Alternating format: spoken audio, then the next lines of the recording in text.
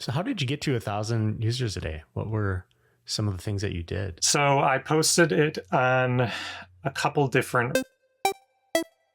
All right, we're just off this pod with Devin of Word Peaks. It's not a normal texty text game. It was inspired by the 5-letter word explosion of games. And I think it's really fun to think about all the variables that any one human can come up with on a simple game. We talk to and have the opportunity to talk to just loads of people that tweak games. Like, I don't know, we'll change the rules here, we'll change the rules there. What Devin brings is that he intersperses this word game with some art and with animation. And he has this quote, and maybe the team has clipped it, but he's got this quote that says, when you don't fully grasp what's going on in a game, anything is possible. And then he went on to, like, you could see him in the video feed enjoying the feeling of anything being possible. And he's got a little twinge to his game design approach that is kind of this enjoyment of tweaking people's experiences. And I think that whimsy makes these word games go further, and it's really encouraging. How about you, Nate? You know, I just have to kind of hang my hat on that.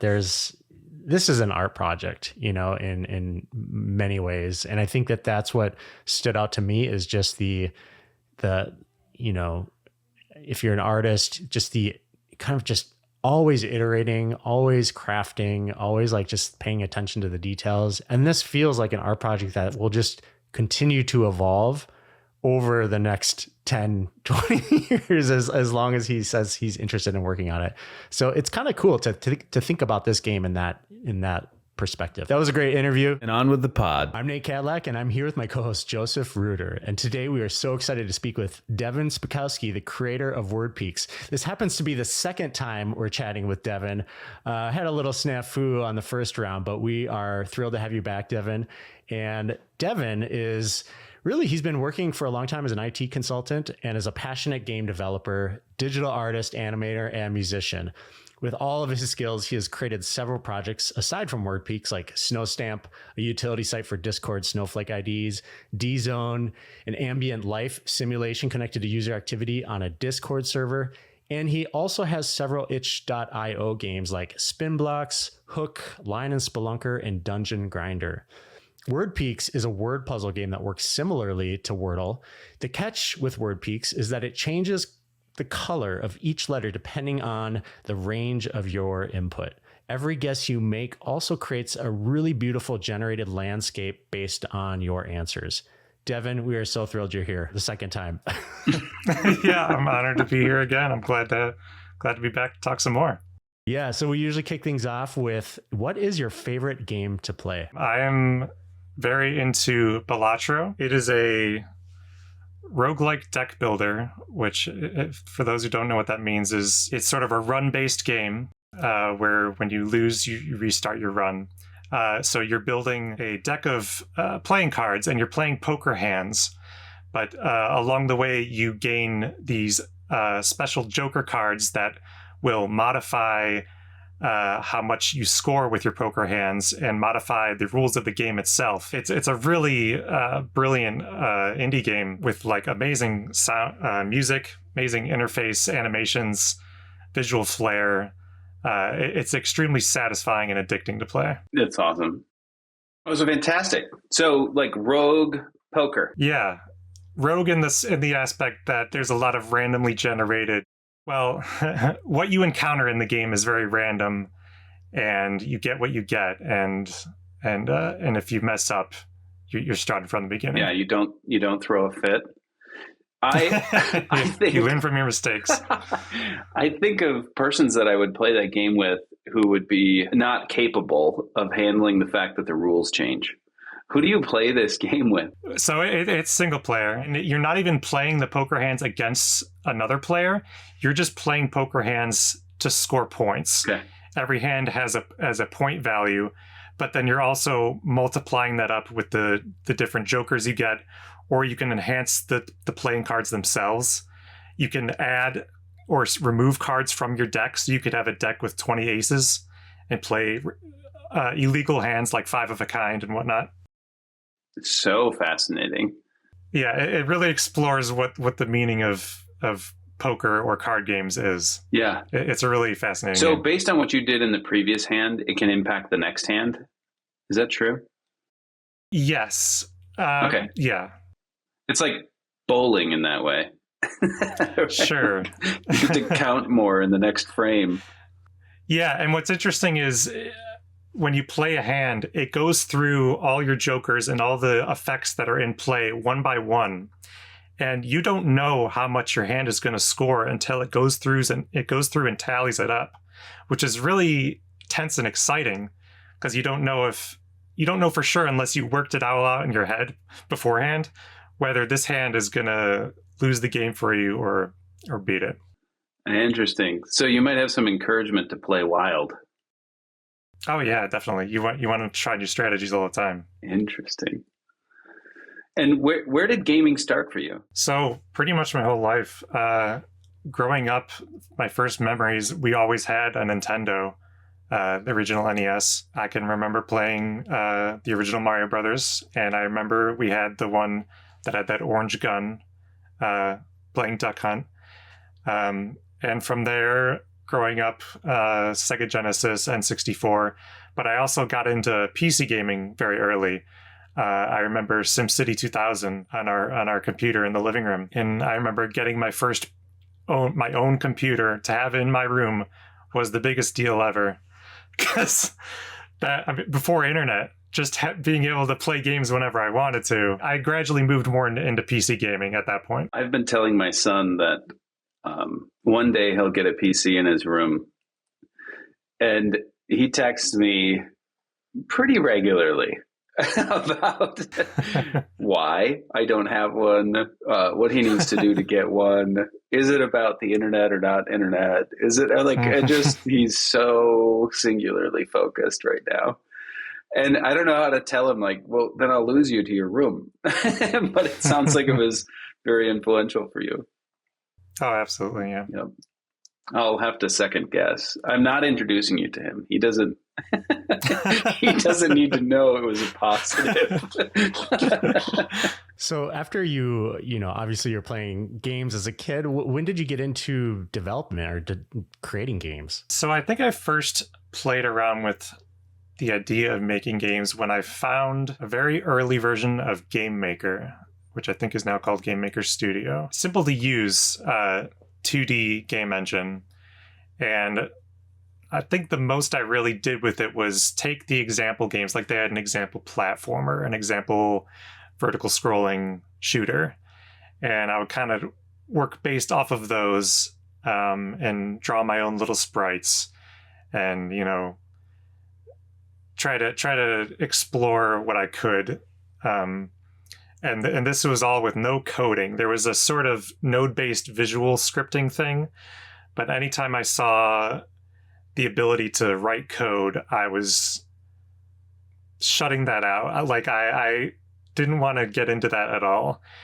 And so it wasn't until a high school class on Visual Basic where I started getting into code. And then I also, around the same time, got into web development. I started learning HTML, CSS. And so that's sort of how I got started. So what was a change for you? It sounded like you were kind of avoiding it, and then something just switched when you were presented with Visual Basic, or what changed? I guess being a high school class, I took the class because I was interested. I had to do it to know, I guess. I never gave it a chance.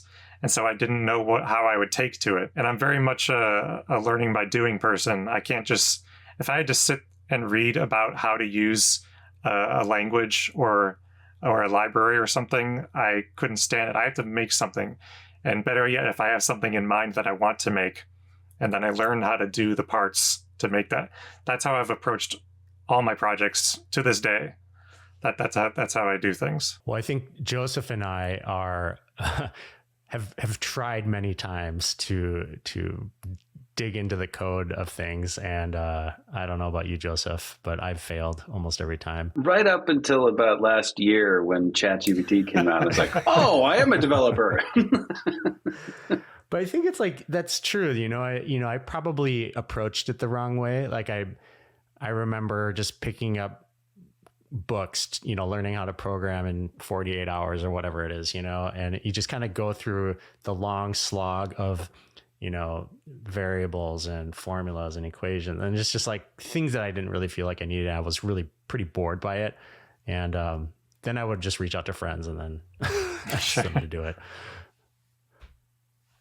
So, one thing that I love about your game Word Peaks, which is what we'll be talking a lot about today, is it just has a really great sense of style and design.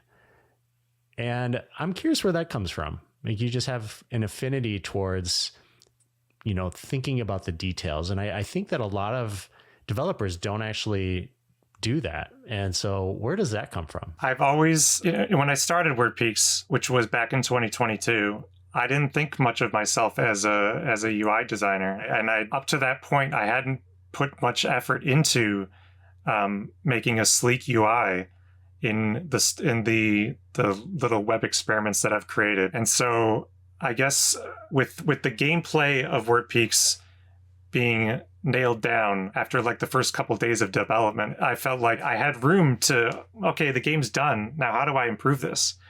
And the obvious answer is the interface. And so I started putting my work into that, and definitely minimal art and minimal design is a big inspiration for me. When I see a design that's striking and it's minimal, there's something so appealing about that to me because it feels so graspable because there's not a ton going on. So it's like, okay, there's so few elements to this that I can grasp this. And so maybe I can figure out why it works so well. And that really draws me in. That makes me think about design more than anything else. And so I go for those minimal designs, flat colors, simple shapes. I gravitate toward those because those feel like the most approachable paths to take when I'm designing interfaces. I think that's great. Are you inspired by anything outside of, or are there other games that you are inspired by? Or I'm kind of I'm a designer, so I'm kind of curious about your design influences a little bit. Yeah, I mean, obviously I was inspired by, for WordPeaks specifically, just looking at I made WordPeaks when the Wordle variant scene was really popping off, and just seeing how the little twists that people would add visually to their games compared to the original Wordle. But really just like good interfaces in games always make me want to I aspire to reach that level because it's what brings the game beyond. The game's not just a set of rules at that point. It's also the experience of interacting with it. Well said. Yeah. So in terms of the game itself, what were you doing when you first came up with this idea? Where did WordPeaks come from? So it really just came out of nowhere. I think just one morning, I was thinking about Wordle. I had been playing for probably a month at that point, and game designers are always in the mood to come up with new games. And so I just thought of, okay, for each letter, every letter, when you guess a word, every letter in your guess is going to be before or after the letter in the target word. So why not make a game about that? And so I just started sketching a board similar to Wordle's, 5 letters long. And I drew little arrows on each letter indicating whether the correct letter was above or below in the alphabet. And then from there, I started a project, and I started coding to see how easy it would be to do. And I got the game working in a day, which isn't that impressive because it's such a simple game, but it always feels good when you can execute on a concept in a short amount of time and not have it, drag out and you start questioning where you want to take the direction. It's good to have a goal in mind. Okay, this is the game. Go make it. You made it. Is that where, like, you got it in place, but you've got animations, and if you let this thing sit around long enough, you've got some character and some attitude. Yeah. There's like dancing letters. So most of that came after I publicly launched the game. It was better received than I expected. I usually don't get that much. My games don't. Being part of the Wordle variant scene gave me a lot of exposure. that my games normally don't get. And so that was really exciting for me. And I wanted to impress people even more. I wanted to do better and wanted to one up myself, And so I wanted to like take my game to the next level. And so, but I didn't want to change the game, because once people start playing the game, they don't want the game itself to change. They want to go because I mean, that can only upset people, right? Like if you want to change the game, make a different game. So I started exploring all the ways that I could enhance the game, add things to the game without changing the gameplay itself. And so that's where things like all the fancy animations, the landscape, the dancing letters that come in, I wanted to delight and amuse my players in small ways. And if they want to ignore it, it's totally possible. Like all the tile animations that appear when you make a guess, those don't freeze the game state. You can type guesses as fast as your keyboard will let you. So I didn't want animation and style to get in the way of, at some point fancy animations can get tiresome, and if they are blocking your ability to proceed, then they become more of an annoyance than anything, and that's what I wanted to avoid. But yeah, I was interested in, and I'm still exploring. I'm still working on adding things that are extraneous to the gameplay, but I want to explore how far I can take this concept of visual enhancement on a simple game concept. Yeah, just words. Right now there's an F that's dancing in one of the boxes. And I don't know whether to use it or not. And I don't know whether if I type F, we're going to make some sweet new art on the right side or not. Yeah, so that's another thing. So there's all this intrigue, and then I know that my word ends in an E. That's where I am. I have 2 guesses left. That's another thing that inspires me in other games, where you're wondering, when you don't fully grasp what's going on in a game, anything feels possible. Like when you don't understand all the clockwork mechanisms that make a game work, it feels like anything could happen in the game. And I really like the fact that in Word Peaks, for people who are new to the game or new to something like a letter F jumping out, they don't know what that represents. So they might try to use F in the word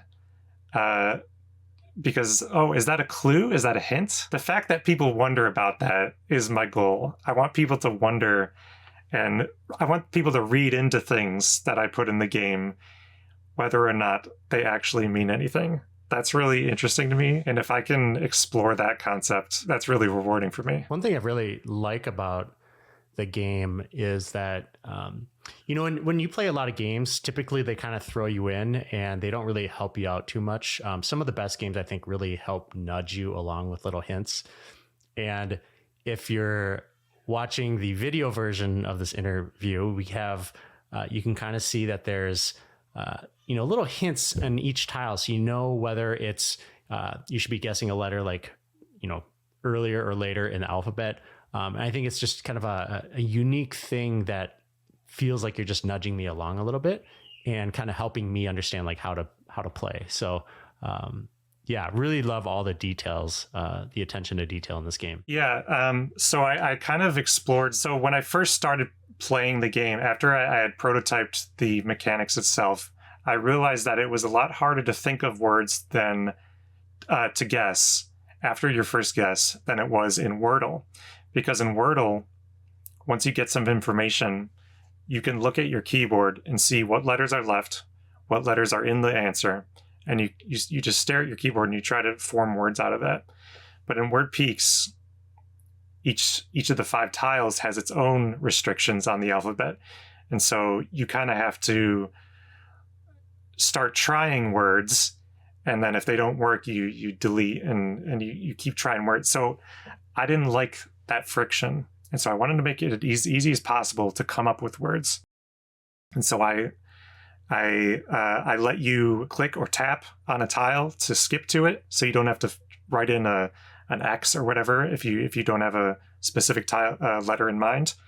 And I also have the letter ranges drawn on the tile itself. And in the options, you can turn that on for all 5 tiles if you want, if that helps you. And also, if you type in a letter that is outside of the range for that tile, it will turn orange or blue as a subtle hint.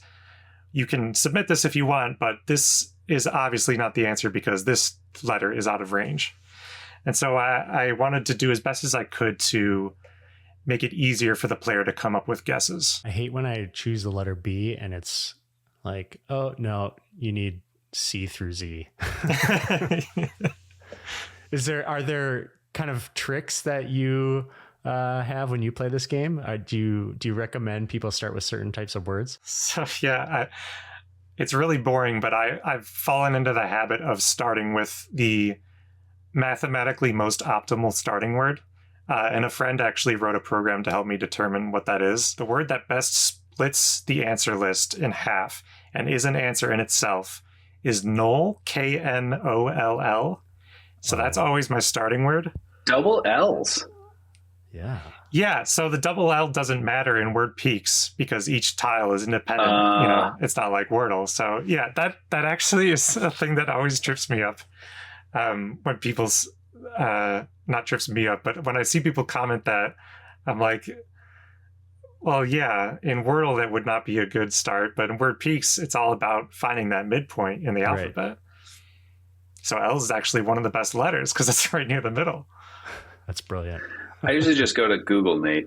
Go, 5-letter words that start with S and end in E.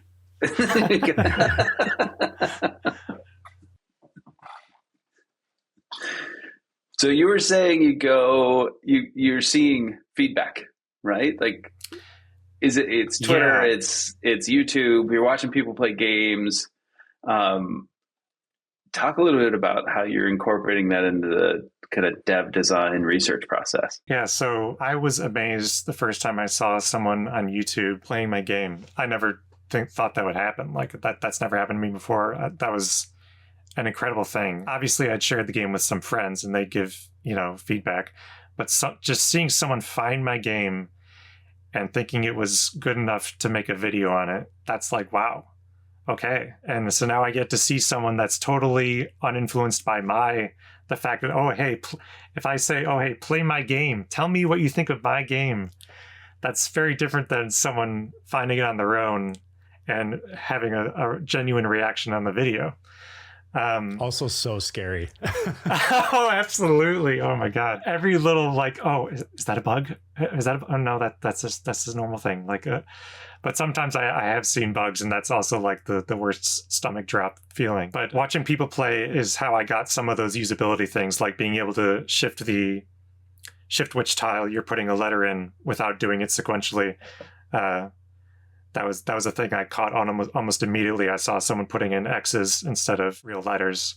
And so I thought, okay, yeah, I can improve that. So on that, do you have a community or some sort of group where people talk about your game that you can solicit feedback from? Or are there other ways that you get feedback? So I haven't felt like my game was big enough to build any kind of community like a Discord server. I didn't make a Twitter account for it. I just used my personal account. To me, my community is friends that play it. A small group of friends on Discord that play the game. If that was my only player base, I would still enjoy working on the game and pushing out stuff that they thought was cool, because that's enough reward for me. But the wider player base, the only feedback I get is, seeing my traffic stay consistent at about 1,000 players a day. And occasionally someone buys me a coffee, my donation link, and they'll usually include a nice message, and that absolutely makes my day every time. But other than that, and the people who play it on YouTube or whatever, and TikTok, I'm largely unaware of the specific impressions that people have. I don't know. I have to trust that the things that I add that I think are neat are worth adding for everyone else, or that at least enough of them appreciate it as much as I do. So how did you get to 1,000 users a day? What were some of the things that you did? So I posted it on a couple different subreddits, like Wordle and web games, posted it on Twitter, posted in a couple Discords where people were playing Wordle. That's really about it. It kind of spread organically from there. I'm not that great at self-promo. I'm not great at it, and I don't enjoy doing it. So I just kind of let it reach whoever it reaches. And so that way, every time it kind of hits somewhere, that's extra rewarding. You know, I didn't do that directly. That just happened on the merit of the game, and that's kind of the best I could ask for. And so every now and then I'll get a spike because someone popular posted something, or sometimes I get a spike and I have no idea what happened. And I always assume it was like a TikTok live where there was no link posted, there's no record of the video, just I got a huge spike out of nowhere, and I can only assume it was something like that, where someone plays it on a stream and then a bunch of people go visit. I had one of those recently, and that kind of brought me a little bit above 1,000 daily for the past week or so. And I also got I've been getting like one donation a day for the past few days, which is unheard of. So that's really cool. But like everything, it'll gradually die down, and I'm okay with that because I'm just going to keep working on the game as long as I enjoy working on it, and that's all I need out of that project. I always think about what is the potential of any of these games and how much effort is required or not required to kind of like have something take off. One thing that we've seen from other game creators is an increase in traffic through collaborations. And so a really good example of this was between Waffle and Knuckle, I believe. And Knuckle made Waffle made like a Knuckle inspired or themed game, and Knuckle did the same thing. And really helped both games out, more so on Knuckle's side. But have you ever thought about doing any sort of collaborations like that with other game creators? I have thought about it. And the creator of Polygonal asked me about that one time, and I was definitely interested. But at the time, and still, I'm so engrossed in my own ideas that I don't have the room for thinking of a good collaboration to do, I guess. But if a good idea comes to me, or if he comes to me with a good idea, or if anyone comes to me with a good idea, definitely interested in the concept. That sounds really fun. That sounds like right up the alley of the little experiments that I like to do in WordPeaks. Yeah, you definitely have to turn on a different part of your brain to switch into marketing mode. Oh, sure, yeah. Do I want to spend time doing this? Joseph knows. You mean I have to switch that part off? To go develop things, right? Yeah, it takes more than a single skill set to build this stuff. Along the way, can you find things, people, places, books, stuff that inspire your next steps? Like, where are you looking for sparks of ideas when you're building? I would say that those come naturally. I can't say I'm really looking for them. The next thing I'm working on right now came from the Discord group that plays my game. Someone posted one of their landscapes, which is always delightful for me, just seeing people share those, because when I was working on it, I had no idea how interested people would be in it. And it had a bunch of hills on it, and someone said that it was satisfying to look at. And I'm like, that's okay. This just popped into my head. I jokingly said, what if you could pop the hills like bubble wrap? after you play, you could just click on them or tap them to pop the hills for no reason other than satisfying to do. And so right now I'm working on exploring that idea. Once you're done playing, I want to let you play with the landscape just to keep you on the page for another 30 seconds, maybe, and so that comes with a bunch more, user interaction work and animation work, and ways to flex those muscles, those design and animation muscles. And you've got some of it in place now. Like you roll over the hills, they kind of duck. So like the cursor's a bird or something, and if you click on one side, you'll impact the trees. Right. And the little, I didn't know there were hills. I was like, is that a blob? Is it a house? I don't know what that is. But you've got some motion there, and you're nudging folks to take the color out or copy the image or stick it in other spots. From the start, I knew that I wanted it to be, I didn't want it to feel static. So adding in those little hover and touch interactions was critical for me when I made the landscape. But now I want to see if I can take that further. Yeah. You could maybe stick it on a coffee mug, a t-shirt, side of a hat. Like it's like there's some generative fun. I can see why you want to play with that. Where'd you get started animating? I mean, like on one hand, it's a word game, and on the other hand, it's an art project. I think I started animating with Adobe Flash, which back then was Macromedia Flash. Yeah, I was instantly addicted to that. I at the time there were Flash or very early Flash animations on the internet, and I wanted to be like them. I wanted to make stuff like that, which was actually mostly stick figures in violent situations. That was what I was into when I was 12 or 13. So I started animating in Flash, and that's kind of was my main program for doing animation. Even when Flash stopped being supported, I would export to video and upload on YouTube. But having a sense for motion and the animation fundamentals is something that I've always had an interest in, and I like whenever I get the opportunity to practice those things. And like the dancing letters and word peaks in particular, having them move in a way that felt natural, having the timings right. How long does the letter peek out before it goes away? How long do I build that anticipation for where it finally hops out? How long does it dance for? Does the momentum look right? Does that look like a natural movement?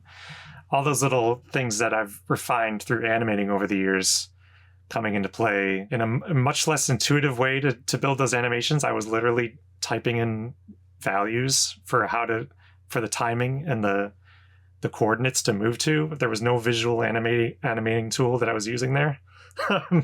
So I felt kind of proud about doing that. But yeah, animation I think is a pretty critical part of making a dynamic feeling interface. Flash was so fun. It just gave so many people the ability to see animation and kind of like see bad animation, because it was so easy to just create a simple tween across the screen and that doesn't look right. And you kind of have to get curious and learn more.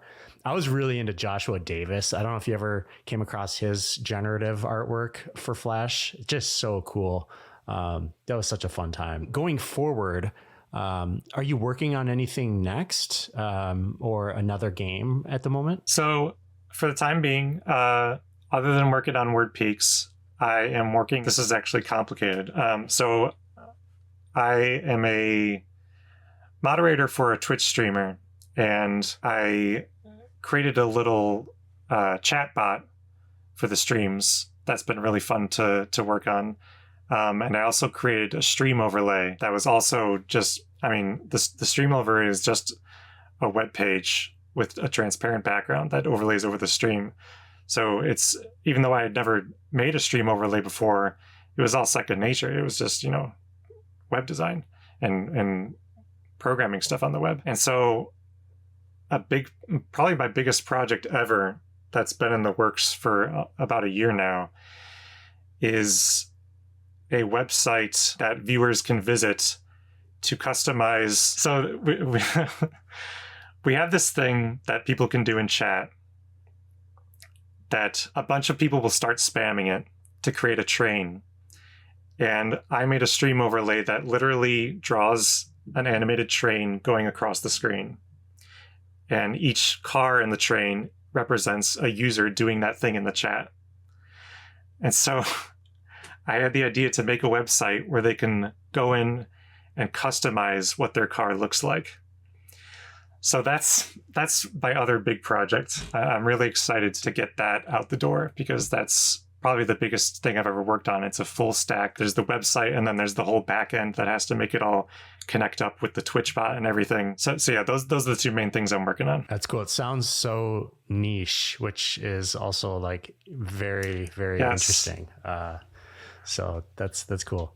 I like working on things other people aren't doing. So I notice, Devin, on your game, there's really, it's really clean. It's a clean interface. There's no ads, I'm guessing, that I can see, and people can donate if they like the game. And so I'm curious, have you ever thought about monetizing in other ways, or what's your take on that? Yeah, so I'm not fundamentally against putting ads in, but with the size of my player base, it doesn't feel worth it. I've had an offer to integrate advertisements, but I just never felt like it would be worth it. With the amount of players I have, slightly worsening the experience did not feel worth what I would get out of that. And I do try to keep the interface as clean as possible.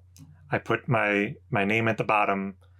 I put a link to the GitHub repo at the bottom because I felt like, I imagine most of my players have no idea what open source even means. I felt proud to have an open source project out there, and hey, here's my game. You can fork it and make your own variant on it if you want. And I leave the donation link until after they finish the game, because first and foremost, I want them to play the game.